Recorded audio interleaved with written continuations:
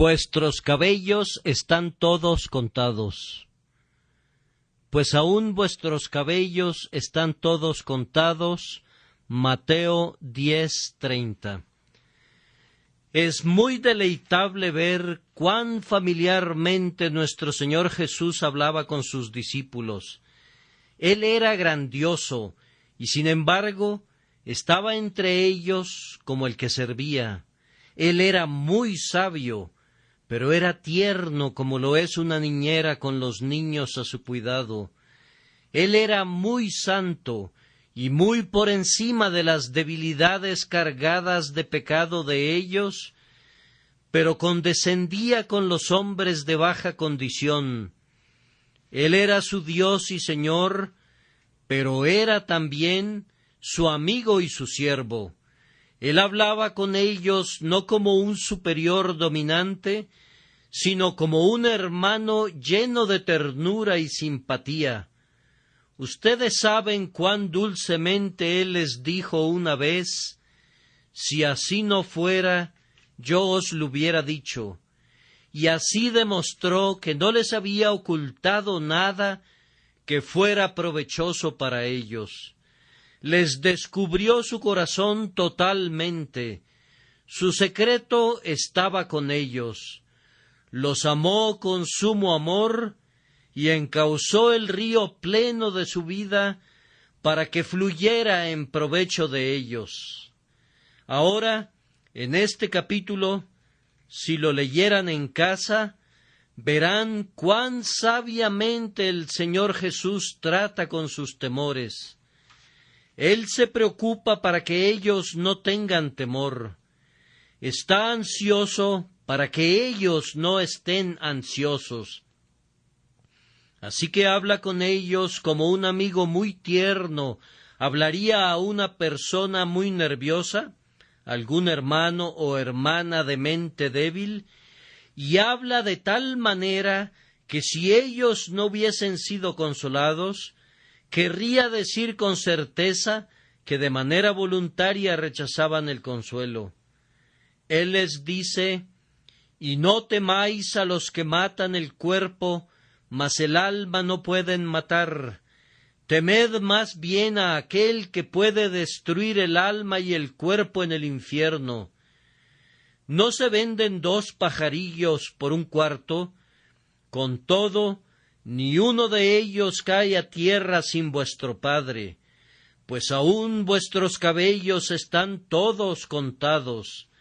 Así que no temáis, más valéis vosotros que muchos pajarillos. Hermanos, admiren la ternura de nuestro Señor Jesús e imítenla. Tratemos de ser igualmente amables con nuestros hermanos en Cristo. Nunca tratemos de presumir, ni de darnos importancia, ni de ostentar la fuerza de nuestra fe, pues eso agraviará a los tiernos pequeñitos y los reducirá al autovituperio. Consideremos su debilidad y la ayuda que podamos brindarles, su aflicción y el consuelo que podamos proporcionarles. Jesús mismo fue un consolador, pues de lo contrario no hubiera podido hablar de otro consolador, y así seamos consoladores en nuestra medida, siguiendo sus pasos. Esto me recuerda también que debo mencionar cuán sencillas eran las conversaciones del Salvador con sus discípulos, consecuentes con este deseo de confortar sus corazones. He pensado a menudo que él hablaba justo de la manera en que cualquiera de nosotros habla a nuestros hijos cuando deseamos alentarlos. No hay nada relativo al lenguaje del Salvador que te lleve a decir: ¡qué grandioso discurso! ¡Cuán buen orador es! ¡Qué bien habla! Si alguien te hace decir eso de él, puedes sospechar que anda un poco perdido.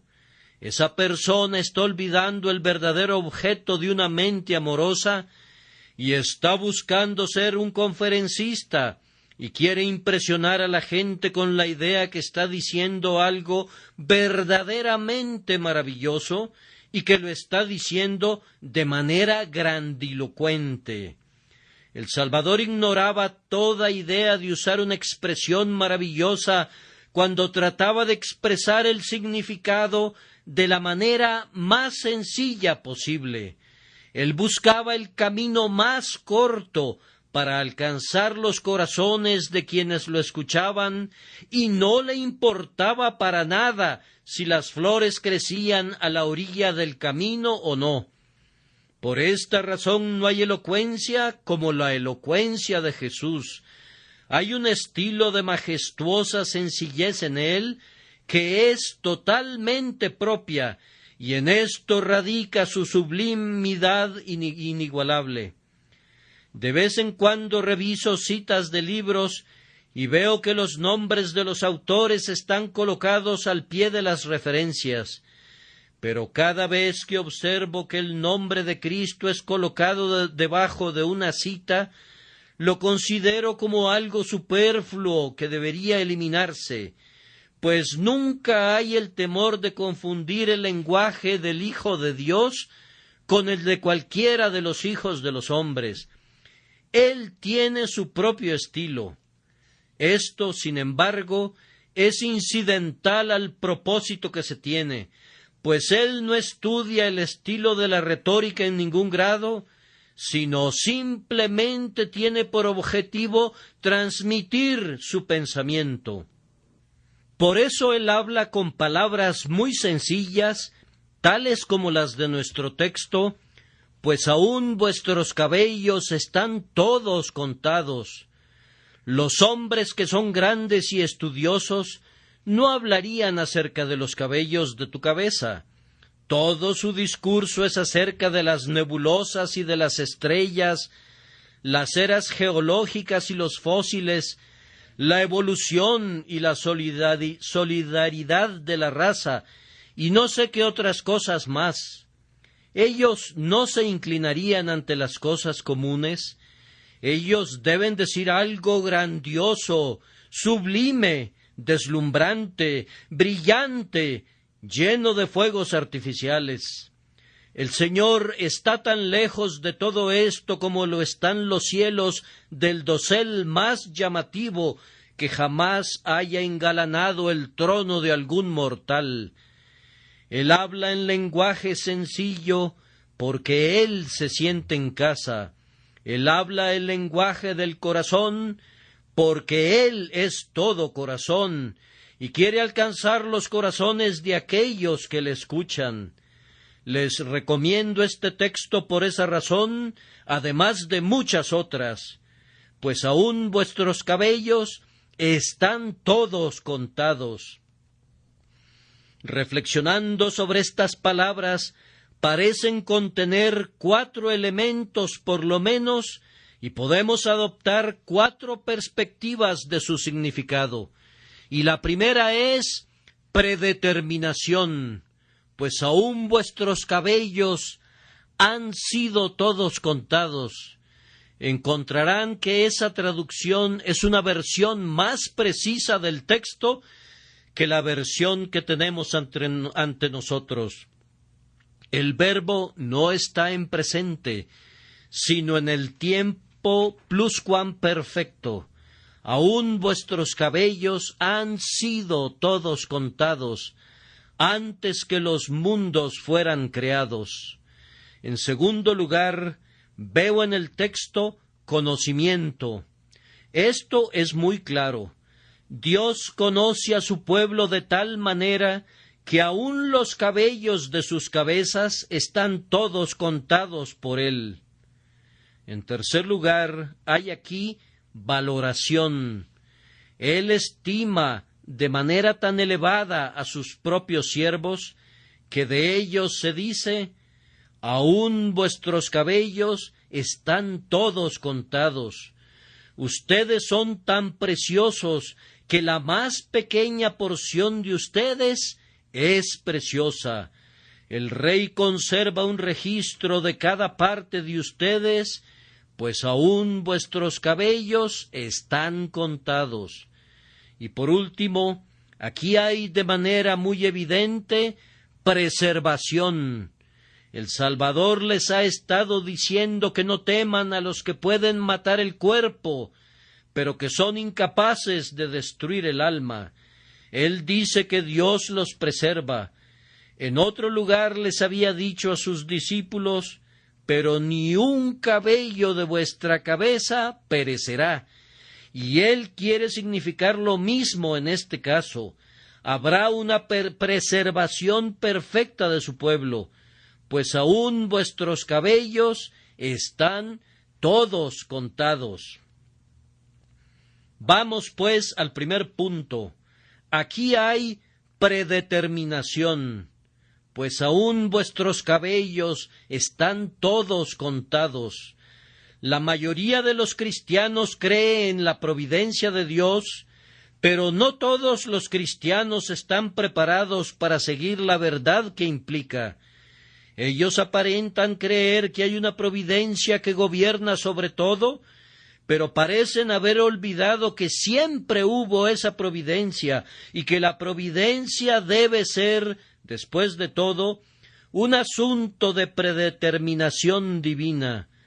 Dios debe haber previsto, o de lo contrario, no podría haber provisto, pues providencia es, después de todo, previsión, y la provisión que hace Dios no es sino el resultado de su visión anticipada de tal y tal cosa que es necesaria para nosotros. Ver anticipadamente debe pertenecer esencialmente a cualquier providencia verdadera y real. ¿Cuán lejos llega la visión anticipada de Dios? Nosotros creemos que se extiende al hombre entero y a todo lo relacionado a él. Dios ordenó desde tiempos antiguos cuándo deberíamos nacer y dónde, y quiénes iban a ser nuestros padres, y cuál sería nuestra suerte en la infancia, y cuál iba a ser nuestro camino en la juventud, y cuál sería nuestra posición al llegar a la edad adulta. Desde el principio hasta el fin, todo ha ocurrido de acuerdo al propósito divino, conforme fue ordenado por la voluntad divina. No solamente el hombre, sino todo lo concerniente al hombre es predeterminado por el Señor, pues aún vuestros cabellos, es decir, todo lo que tenga que ver contigo, que entre en cualquier tipo de contacto contigo y que sea en algún sentido parte y porción de ti, está bajo la previsión divina y la predestinación. Todo está en el propósito divino y ha sido ordenado por la sabiduría divina. Todos los eventos de tu vida, ciertamente los más grandes, pero con igual certeza también los más pequeños. Es imposible dibujar una línea de separación en la providencia y decir: esto está arreglado por la providencia y esto no. La providencia debe abarcarlo todo. Todo lo que ocurre no solamente determina el movimiento de una estrella, sino que incluye al grano de polvo que es soplado por el viento del camino. Todo esto, por la propia naturaleza del tema, es claro. La providencia de Dios no sabe de cosas que sean tan pequeñas como para estar más allá de su conocimiento, ni de cosas que sean tan grandes como para estar más allá de su control. Nada es demasiado pequeño o demasiado grande para que Dios lo gobierne y lo domine. Todo lo que un hombre experimenta es también ordenado desde el cielo. Si los cabellos de tu cabeza se tornan blancos en una sola noche de aflicción, es porque ha habido un permiso divino. Si conservas la vida hasta que cada cabello constituya una parte de la corona de gloria de tu ancianidad, no llegarás a ser más viejo de lo que Dios quiera. No morirás antes de que te corresponda, ni vivirás más allá del límite establecido. Yo digo que todo lo que te concierne, de principio a fin, todo lo que sea de ti y en ti y alrededor de ti, todo viene y permanece y termina conforme le plazca a tu amigo celestial. Pues aún vuestros cabellos están todos contados. Y yo quiero llamar tu atención a esta pregunta. ¿Cuál es la fuente de esta numeración? No quiere decir que todos estén contados por algún ángel registrador a quien se le ha asignado la tarea de contar. Eso podría ser, pero no es eso lo que debemos considerar hoy. Quien lleva la cuenta es vuestro Padre que está en el cielo. Las ordenanzas que gobiernan la vida de ustedes están en su mano. A él pertenecen los temas de la muerte, y esto la convierte en un hecho feliz. El destino es duro y cruel, pero la predestinación es paternal y sabia y amable. Las ruedas de la providencia siempre son altas y terribles, pero están llenas de ojos, y esos ojos ven con una clara visión de sabiduría y justicia y amor, y miran al bien de aquellos que aman a Dios y que son los llamados de acuerdo a su propósito. Es cierto que es terrible pensar que las cosas son fijadas por un plan eterno, pero el terror desaparece cuando sentimos que somos hijos de este Padre grandioso y que Él no quiere nada sino aquello que al fin va a lograr nuestra conformidad a la imagen de su Hijo y mostrar la gloria de su propia justicia y gracia y verdad. Querido amigo, tal vez tú estés ciego, pero sentirás un dulce contento en la oscuridad cuando puedas decir: esta ceguera fue determinada por mi amante Padre tierno. Yo sé que fue así, puesto que aún los cabellos de mi cabeza están todos contados. O puede ser que desde tu niñez hayas estado sometido a otra enfermedad física que te ha costado mucho dolor y grandes limitaciones, y aún ahora amenaza con llevarte súbitamente a la tumba. Si esta cruz hubiera sido puesta sobre ti por un enemigo, te habrías quejado, pero ha sido ordenada para ti por aquel que no puede ser injusto ni cruel. Por tanto, debes decir: Jehová es, haga lo que bien le pareciere. Se nos ha enseñado que oremos: hágase tu voluntad. ¿Acaso vamos a contradecir nuestras propias oraciones dando coces contra esa voluntad? Job glorificó a Dios y sin embargo no dijo sino lo que tenía que decir cuando afirmó: Jehová dio y Jehová quitó, sea el nombre de Jehová bendito. Siempre he admirado a Job porque atribuyó todas sus aflicciones al Señor, aunque aparentemente fueron los sabeos los que tomaron los bueyes y las asnas.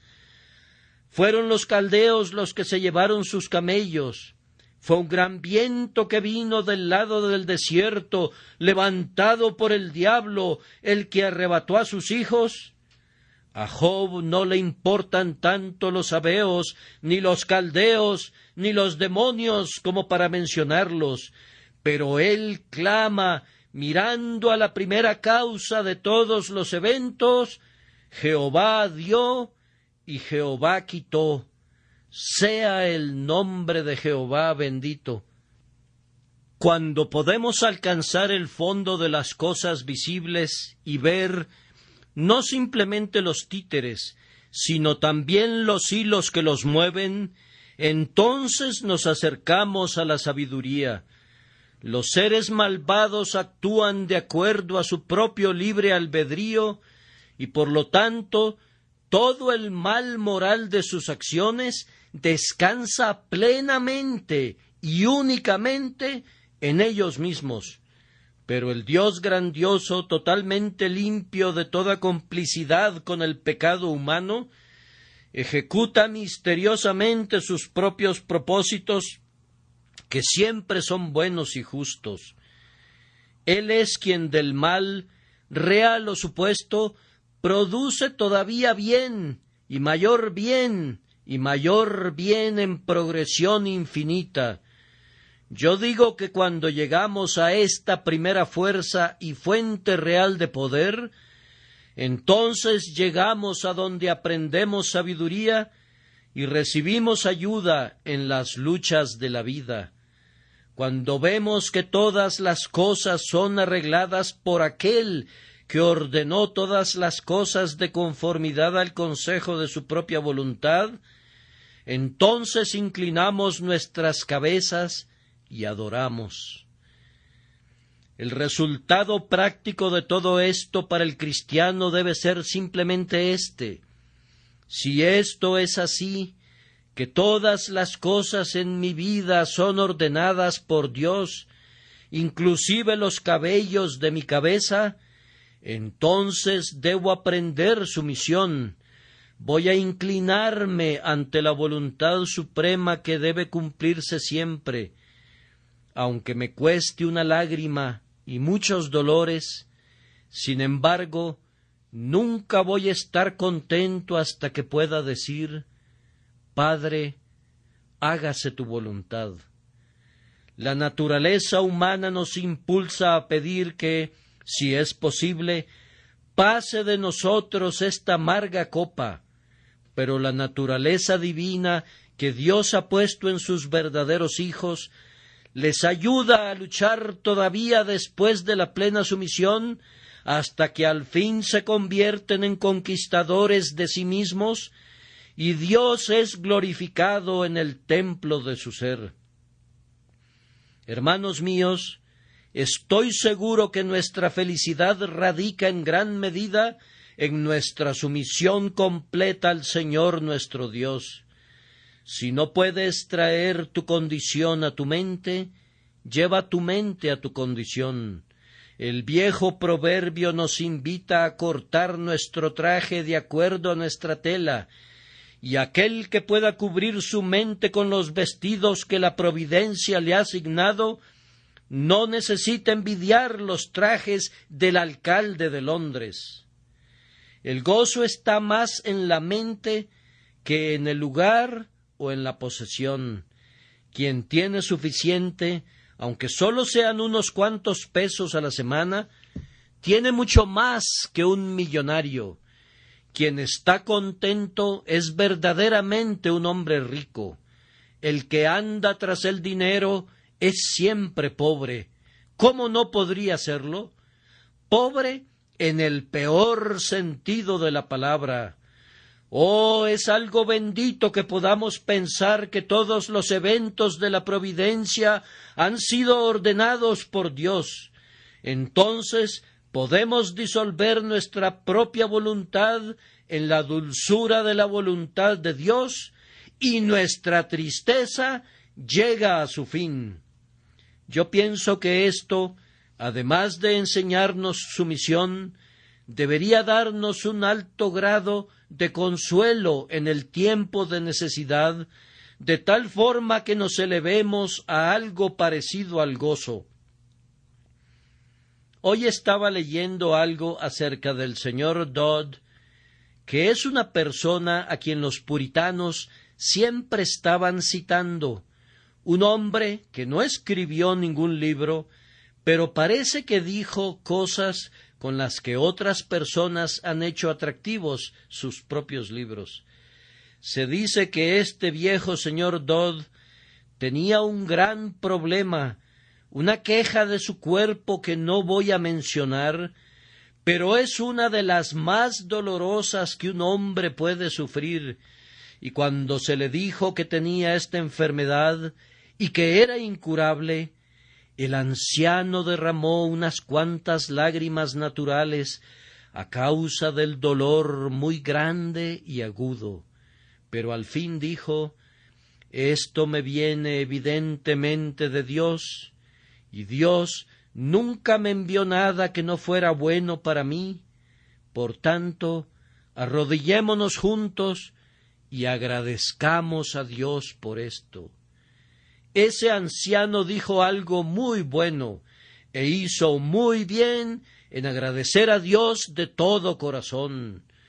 Oh, sí, arrodillémonos juntos y agradezcamos a Dios por nuestro problema.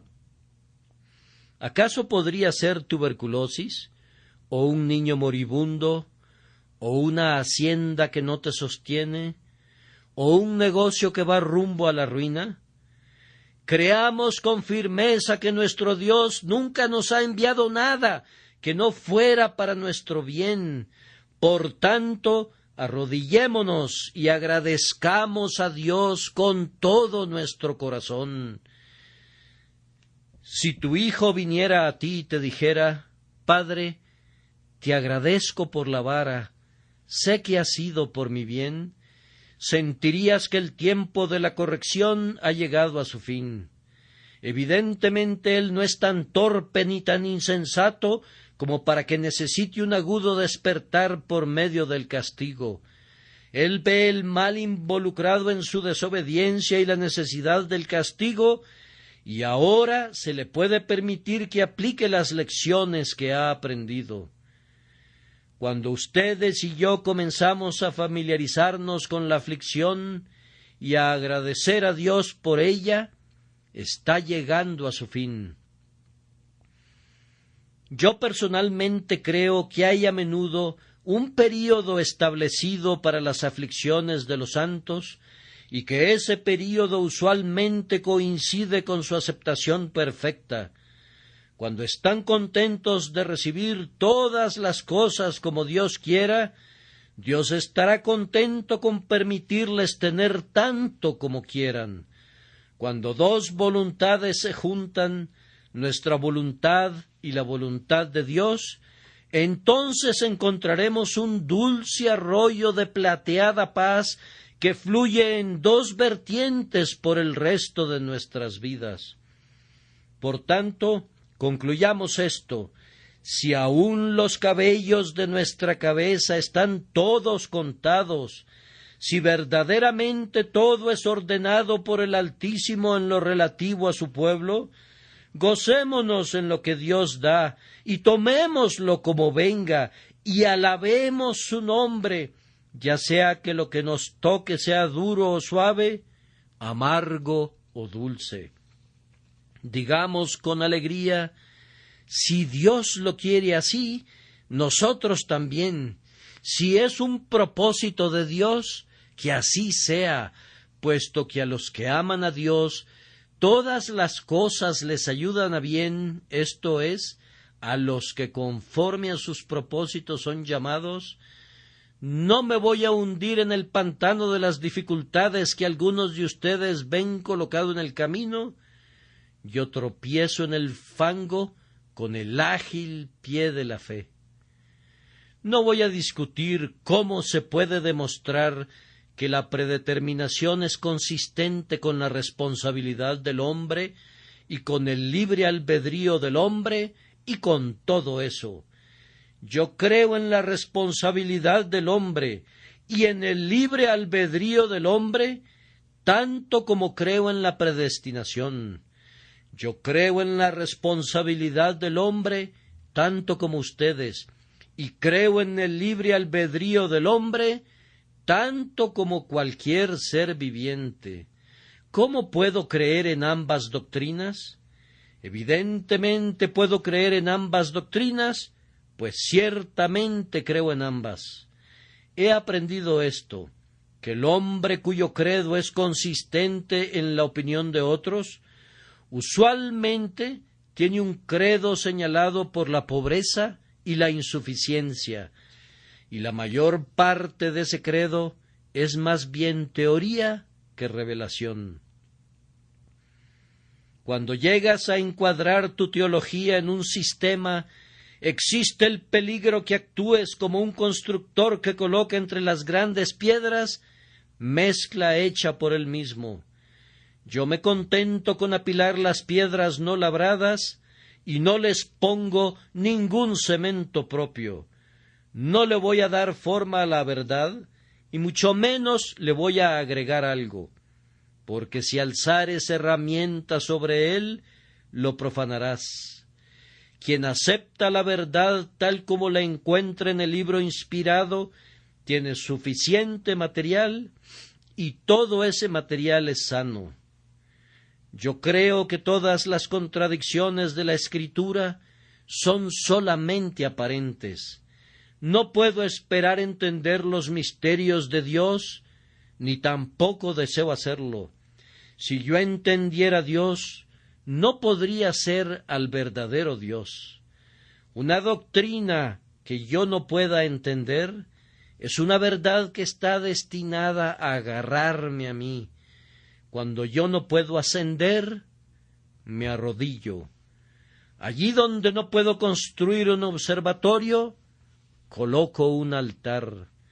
Una gran piedra que yo no pueda levantar me sirve como un pilar sobre el cual derramo el aceite de gratitud y adoro al Señor mi Dios.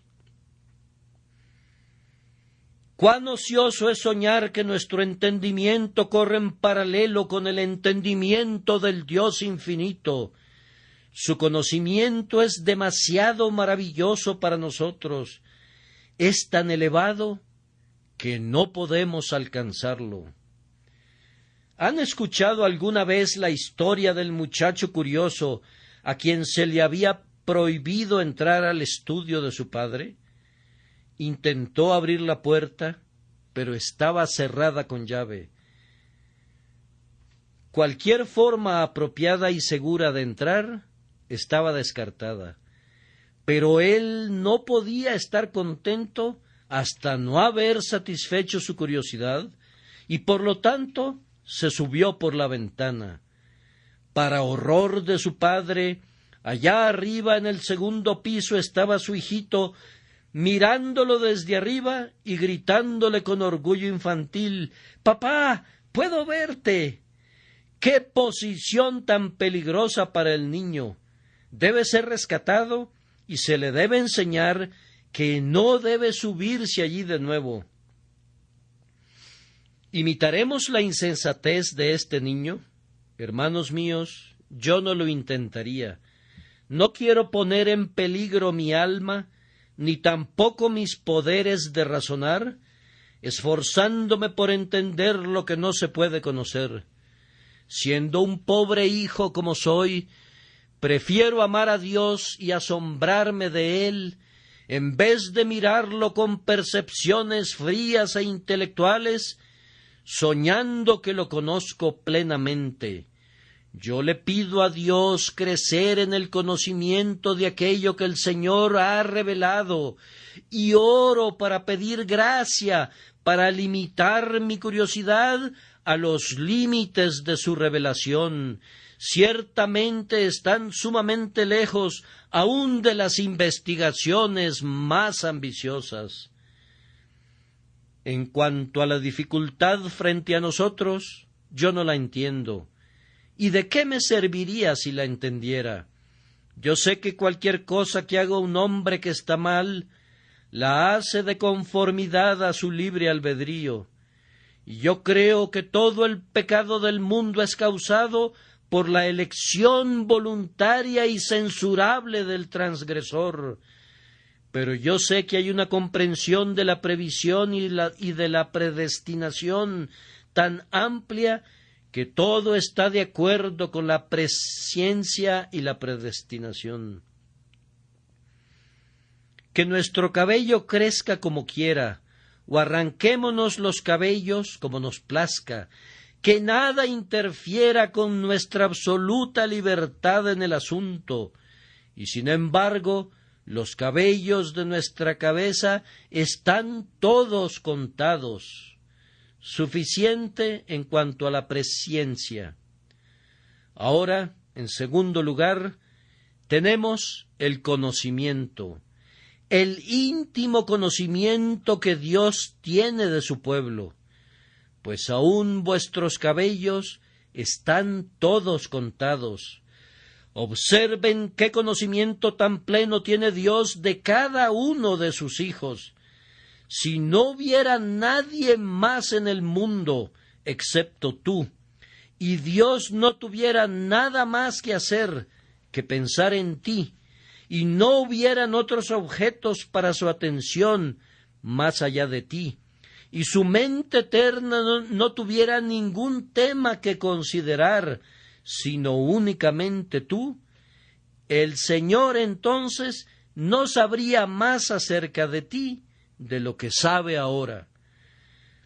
La omnisciencia de Dios está concentrada sobre cada ser, y sin embargo no está dividida por la multiplicidad de sus objetos. No se encuentra menos concentrada en un objeto en razón que hay muchos objetos. ¿Cuánto debería asombrarnos que el Señor nos conozca en este momento tan íntimamente como para tener contados cada uno de los cabellos de nuestra cabeza? El conocimiento que posee el Señor en relación a su pueblo es muy minucioso y toma en cuenta esos pequeños asuntos que los hombres valoran como menudencias indignas de considerarse. Él sabe lo que tú y yo difícilmente deseamos saber. Él sabe aquello que nosotros desconocemos y que no nos quita el sueño, pues aún vuestros cabellos están todos contados. Él nos conoce mejor que cualquiera de nuestros amigos.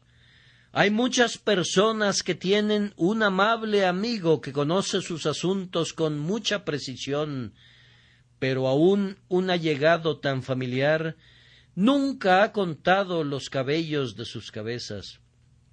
Ninguna esposa ha hecho eso, ni tampoco ningún doctor, aunque tenga, por su larga relación con nosotros, un detallado conocimiento de la condición y de la salud de cada parte de nuestro cuerpo. Dios nos conoce mejor de lo que nosotros nos conocemos a nosotros mismos. Nadie sabe cuántos cabellos hay en su propia cabeza, pero aún los cabellos de tu cabeza están todos contados por aquel que nos conoce mejor de lo que nos conocemos a nosotros mismos. Dios sabe cosas de nosotros que por nosotros mismos no podríamos descubrir. Hay secretos del corazón que son desconocidos aún para nosotros mismos, pero que no son un secreto para Él. Su penetrante conocimiento alcanza hasta las cosas más escondidas de la vida y del espíritu. ¿Acaso no concuerdan conmigo que un conocimiento tierno y encantador es revelado aquí cuando se nos dice que el Señor cuenta los propios cabellos de nuestras cabezas? ¿Acaso no revela cuánto piensa en ellos? Hay algunas personas que nos aman mucho, que siempre están buscando nuestro bien, pero Dios los sobrepasa a todos ellos en un mayor cuidado maternal hacia nosotros, un cuidado sorprendentemente minucioso. Vemos que su amor es mayor que el amor de las mujeres, pues aún los cabellos de nuestra cabeza están todos contados, y eso en cada una de las etapas de nuestras vidas. ¿Acaso no implica esto un cuidado muy benévolo? Cuando uno tiene a un hijo enfermo y lo vigila día y noche, cada pequeño detalle en relación a él es conocido y registrado. Mi amor se ve un poco pálido hoy, o no tiene mucho apetito ahora, el síntoma es notado con ansiedad. Ustedes saben cuán fácilmente el amor puede degenerar en insensatez en esa dirección. Pero sin ningún desatino, Dios es infinitamente cuidadoso y amable con nosotros, pues Él sabe cuándo hemos perdido uno de los cabellos de nuestra cabeza. Nosotros no podemos hacer que nuestro cabello se vuelva blanco o negro, pero Él sabe cuando nuestros cabellos se tornan blancos por el dolor o por la edad. Él entiende todo acerca de la pérdida de color de nuestro cabello, de cuando encanecemos, de los pequeños detalles relativos a nuestro cuerpo, así como de las más diminutas circunstancias que atribulan nuestras almas. Me parece, no sé cómo lo vean ustedes, que revela un conocimiento muy íntimo, tierno y afectuoso de nosotros. Y el hecho de que nuestro Señor nos mire así tan lleno de gracia, nos debería llenar de gozo.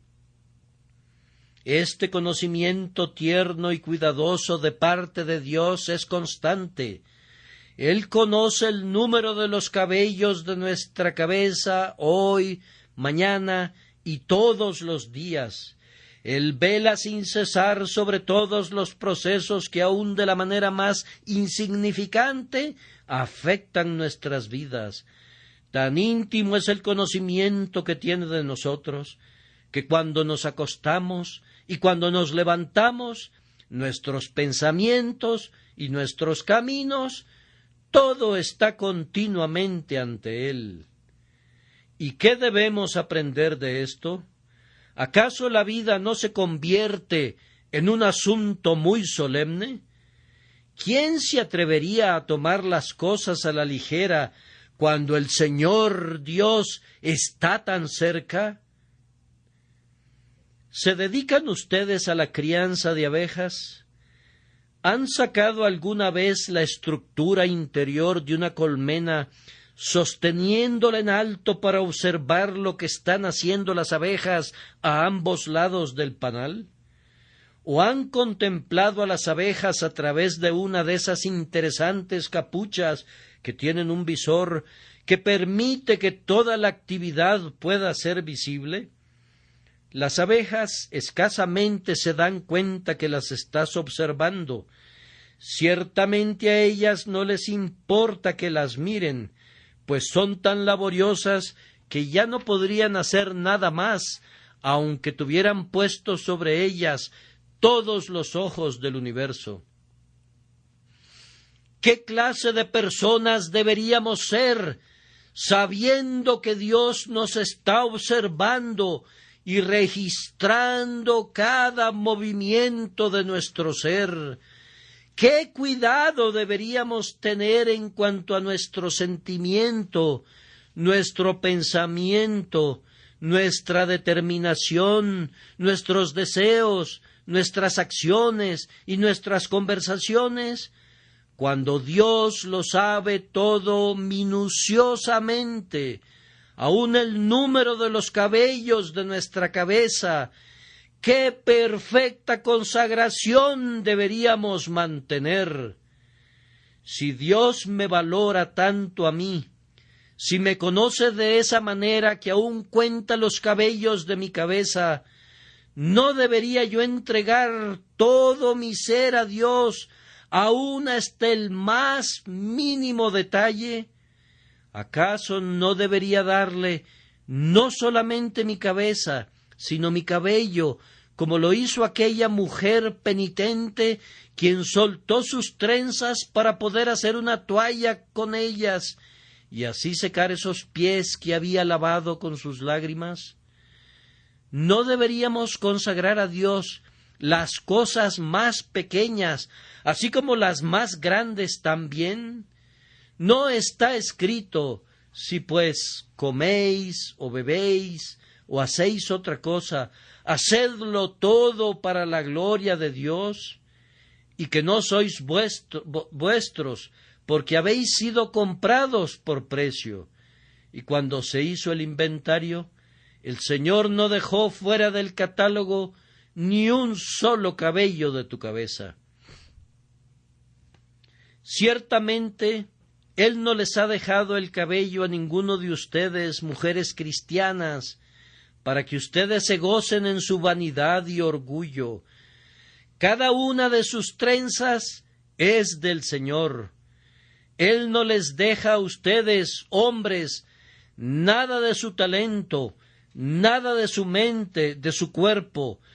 Todo su ser es completamente de Él, y Él lo tiene muy en cuenta y espera que ustedes lo incluyan en su consagración práctica. Él observa lo que ustedes hacen con las cosas pequeñas.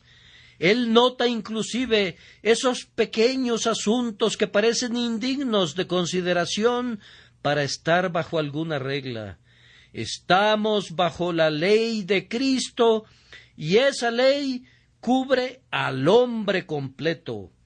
¿Acaso nuestra fe en este conocimiento que el Señor tiene de nosotros no debería ayudarnos en la oración? ¿Acaso algunos hermanos no oran como si estuvieran informando al Señor acerca de sí mismos? Creo que he escuchado algunos comentarios en ciertas oraciones que parecerían implicar que Dios desconocía el catecismo menor. Algunos amigos han ido tan lejos como explicar las doctrinas de la gracia, como si el Señor no estuviera al tanto de ellas. He escuchado que otros oran como si Él no conociera la experiencia de los cristianos, como si hubieran tenido que explicarle a Él algunas de sus dudas y temores. Cuando oramos, no necesitamos explicar nada, pues el Señor sabe todo acerca de nosotros, incluyendo los cabellos de nuestra cabeza. Queridos amigos, nosotros no tenemos ninguna necesidad de explicar nuestras dificultades y perplejidades a nuestro Dios. Vuestro Padre Celestial sabe que este sea el consuelo de ustedes. Él sabe qué cosas necesitamos antes de que se las pidamos. Esta es una gran ayuda en la oración. Puede acortarse en gran manera la oración si van a Dios con la expresión de lo que desean y argumentan su promesa y someten su espíritu a su discreción divina. Al acortar la longitud de la oración, en esa medida se fortalece. No necesitan sentir temor como si Dios no supiera, sino que deben ir dulcemente hacia Él, que sabe todo acerca de ustedes y que no actuará sobre la información incompleta de ustedes, sino sobre su propio conocimiento cierto. Esta persuasión nos ayudará a sentir que el Señor nos liberará de todas las dificultades, pues Él conoce el camino de salida de cada laberinto. Él percibe la respuesta para cada enigma. Si Él cuenta todos los cabellos de tu cabeza, puedes tener la certeza de que Él tiene una gran discreción para cosas mayores, y es un piloto incomparable a través de las olas, y de las rocas, y de las arenas movedizas, que suavemente te conducirá en el camino y te llevará al puerto deseado. Hay tanto consuelo en esta doctrina del conocimiento infinito de Dios, que yo quisiera que cada pobre pecador recordara que Dios lo sabe todo acerca de él, y por consiguiente que puede tratar con todos sus pecados y temores. Si quieren misericordia, vengan al Señor de inmediato. Él conoce sus caminos, Él conoce su posición, Él conoce su corazón quebrantado, Él conoce sus luchas angustiosas, Él sabe lo que ustedes no pueden expresar. Todo el mal que han hecho y todo el bien que anhelan, Él lo percibe, pues aún vuestros cabellos están todos contados. Ahora, en tercer lugar, y de manera muy breve, ¿acaso este texto no expresa valoración? Pues aún vuestros cabellos están todos contados.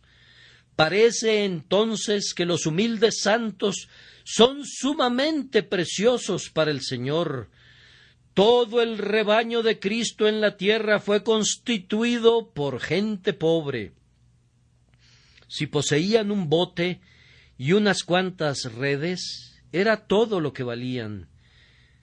Si alguien hubiera visto a Cristo en su pequeña iglesia en la tierra, habría dicho: no hay ninguna persona respetable en medio de ellos.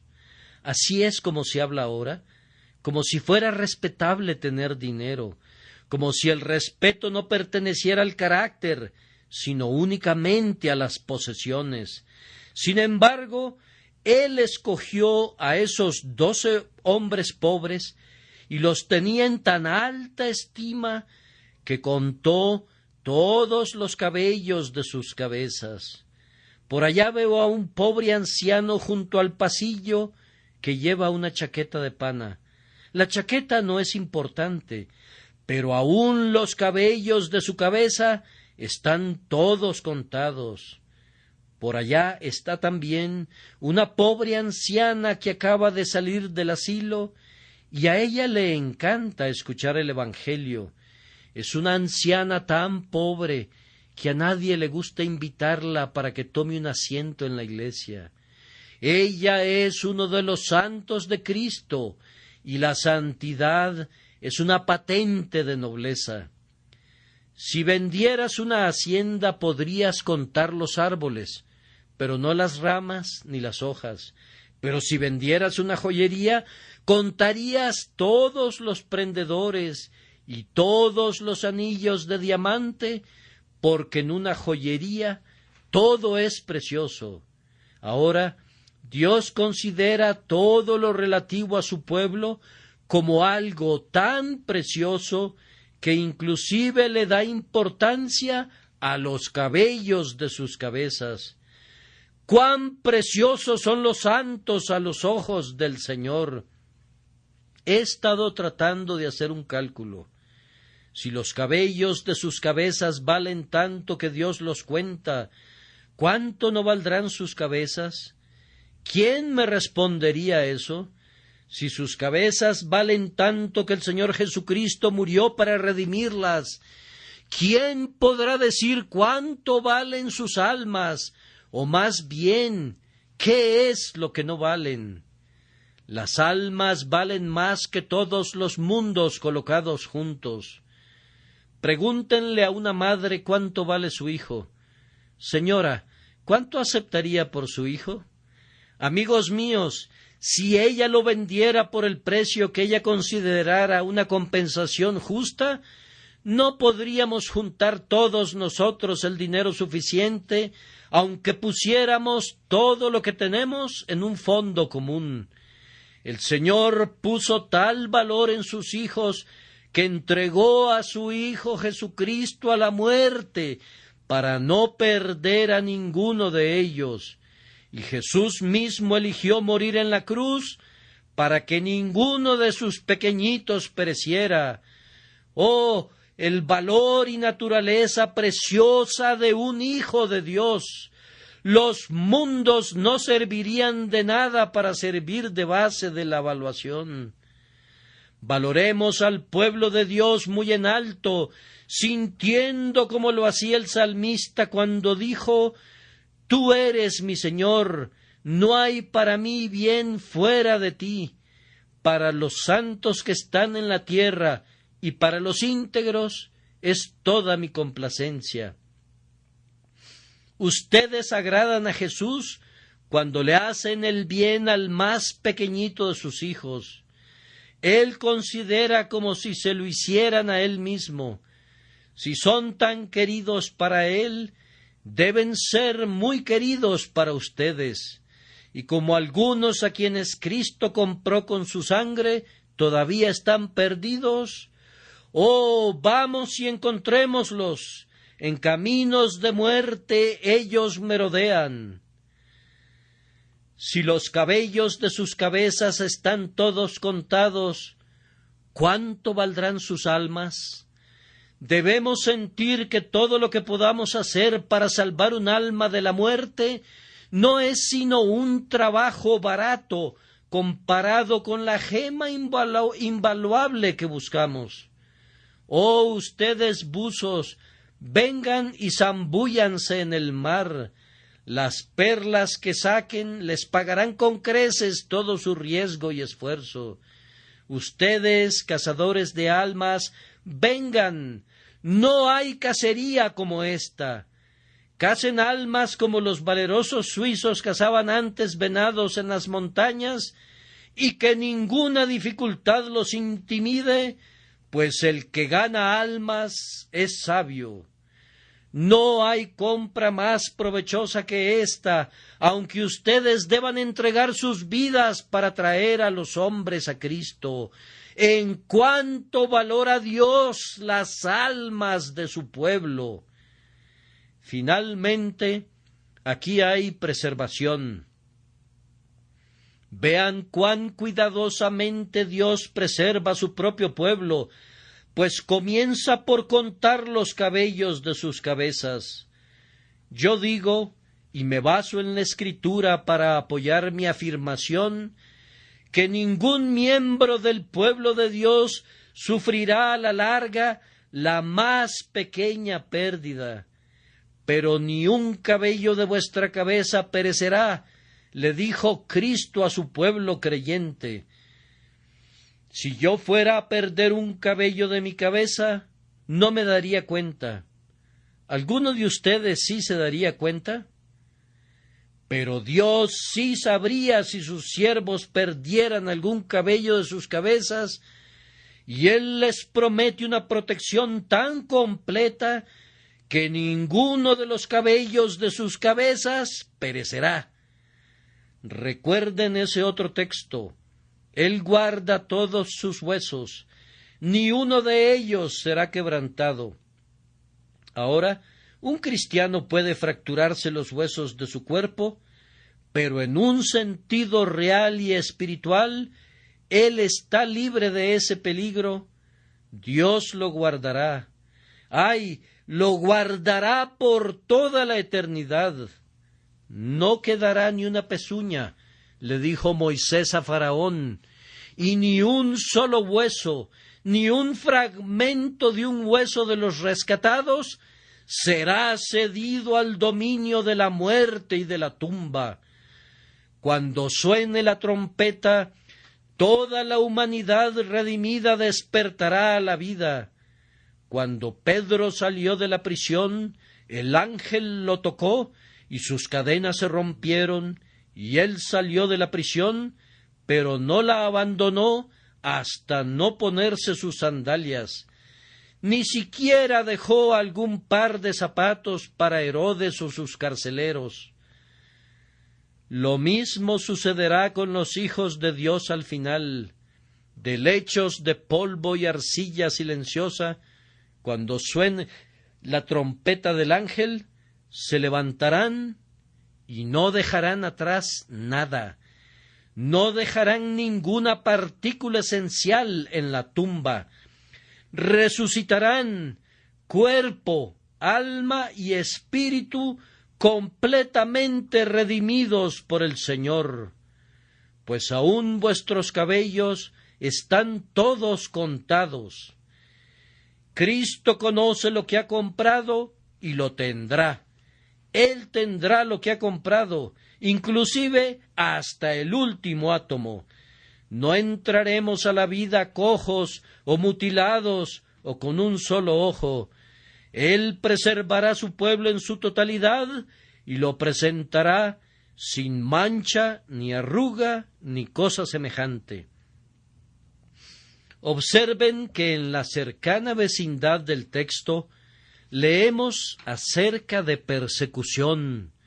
Amados hermanos, si viniera persecución, no podría realmente hacerles daño. Los 3 jóvenes hebreos, cuando salieron del fuego, no estaban quemados ni chamuscados, ni siquiera sus sombreros, ni sus narices, ni sus cabellos olían a fuego.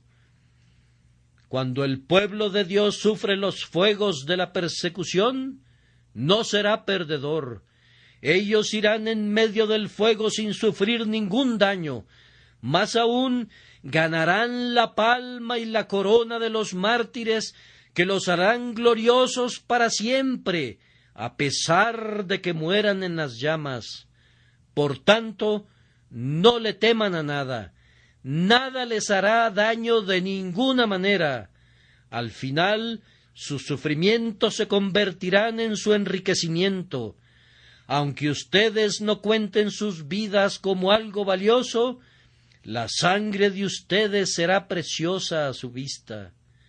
Además de la persecución, ustedes pueden sufrir un accidente o una calamidad súbita. No tengan miedo nunca. Exhibir presencia de ánimo en un accidente representa la mitad de la batalla. Por tanto, el Hijo de Dios debe estar calmado y con autocontrol, pues aunque sufra en el cuerpo, su verdadero yo estará seguro. Ustedes serán colocados en peligros externos al igual que los demás, ya sea en tornados o en naufragios, o sufriendo la peste del cólera, o en medio del fuego. Sin embargo, su verdadera vida está protegida de todo peligro por el pacto de gracia. Por lo tanto, descansa en el Señor, pues estarás seguro, aunque caigan a tu lado 1000 y 10,000 a tu diestra. Si pierdes, tu pérdida será transmutada en una ganancia real. La enfermedad, si llega la enfermedad, obrará tu salud. Los hijos de Dios han sido madurados a menudo por la enfermedad. Son semejantes al higo, que no se vuelve dulce mientras no se ha golpeado. Amós era recolector de higos silvestres y los golpeaba, y la aflicción es el Amós de Dios para volvernos dulces. La madurez viene mediante la aflicción. Ay, dices, he perdido a un querido amigo. Confía en Dios y por medio de la amistad divina el vacío de tu corazón será llenado con creces. ¿Has perdido a un hijo? El Señor será mejor para ti que 10 hijos. Si tu padre y tu madre te son arrebatados, los encontrarás a ambos en Cristo y dejarás de ser huérfano. Esto dice la promesa: no quitará el bien a los que andan en integridad. No te desampararé ni te dejaré. Confía en el Señor en cualquier peligro. Confía en Él en medio de aguas profundas y también cuando estés en la costa. Cuando las olas estén agitadas, confía en tu Dios, así como también cuando el mar esté tranquilo como un espejo. Cuando el mar ruge y las montañas son sacudidas por las mareas altas, confía en Jehová sin la menor sombra de duda, pues aún vuestros cabellos están todos contados. ¿Por qué habías de temer? Tu barca lleva a Jesús con toda su vida. Si tú te ahogas, Él no puede nadar, Él se hunde o nada contigo, pues así ha dicho Él: porque yo vivo, vosotros también viviréis. Si tu Señor vive, tú debes vivir.